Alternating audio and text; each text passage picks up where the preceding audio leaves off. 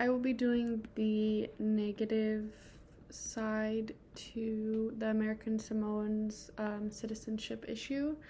My responding to my opponent's affirmative rebuttal. My opponent asks how their lifestyle would change, stating that I did not give any evidence in my speech.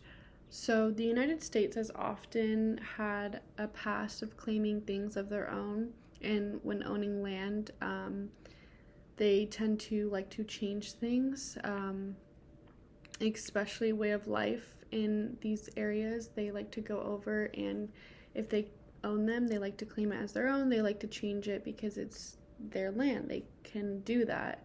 So, if granted citizenship, this means that the Samoans' land is under the United States fully, and the United States could easily take away land and change it completely, which, like I said, is not what American Samoans want.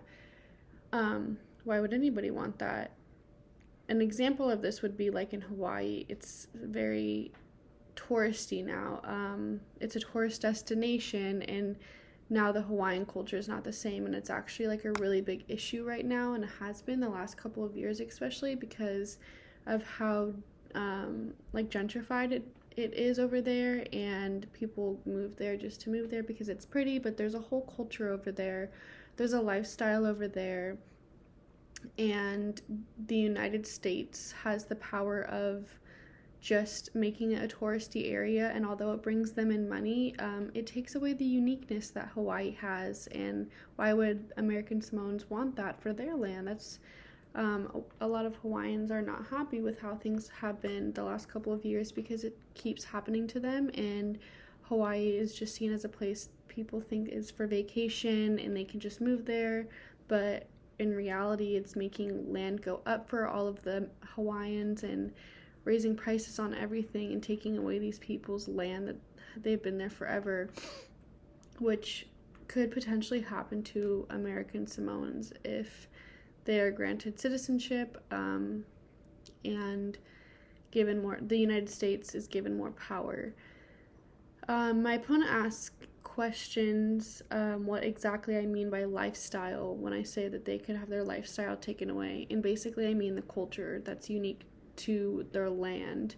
Their food, their music, clothing, and more could all be changed the second that the United States claims American Samoans as their land. Although they do claim it as their land right now, claiming the United States owns American Samoans' land, they have the power to change something, and they can do whatever they want because those are going to be American Samoan citizens, are going to be granted citizenship, which just gives them more and more power to do whatever they want to their land. American Samoan land became colonized when it became U.S. territory, my partner claims, and she quotes, which is very true. So why would anybody over there want it to be even more colonized than it already is? That's the last thing that they should want, is the Americans to colonize it even more than it already has been, because it's obviously not something anybody wants. They don't want their land colonized. They don't want their area colonized, and giving the United States more and more power to do so shouldn't be what we're like advocating for. So she also asked how exactly the land could be taken away or their land could be colonized. So just like in Hawaii, they could easily build over these people's homes and say that they want to build hotels, they want to build gift shops to bring in more money. Something like this is something the United States is honestly known for in a lot of places. So if this is an example of something that the United States could do to these people, if they have more power over them. So a quote from NBC News: "When you live here in American Samoa, your family gives you land, and it's up to you to make a home for it or grow things to serve the family/chief." This is from Pitchler.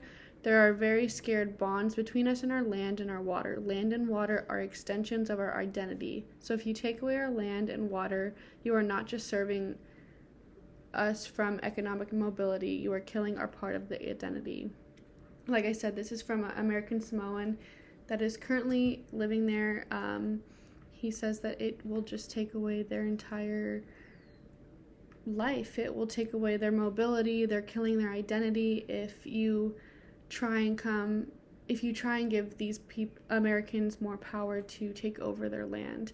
My partner says we don't know how majority feels on this issue, and I had quoted only a few people, so how do we know how many people disagree with this? Many Samoans may not realize what could happen if America grants them citizenship and tries to take over this land. So although we don't know numbers, we don't know how many people don't agree, how many people do agree with this, the last thing we want is for this to happen and there's no going back and there's nothing that we can be able to do to not colonize their land even more than it already is. So